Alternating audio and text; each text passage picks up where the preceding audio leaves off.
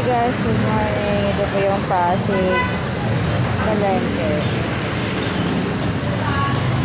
Ganito po ka-busy everyday. Yan. Araw-araw po yan. Busy po yung big market nila dito. Yes, Pasig.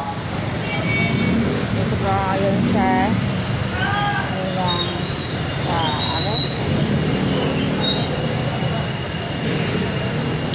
bridge nga, no?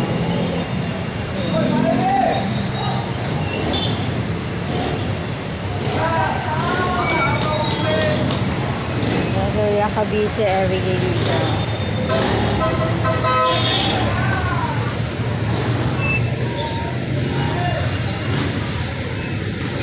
So, yan nga guys. Busy din mga sasakyan, lalo na pag may pasok. Naku, hindi makausap yung traffic dito. This is how Pasig is. A busy place sa buong Maynila siguro. Pasig. Dito rin ay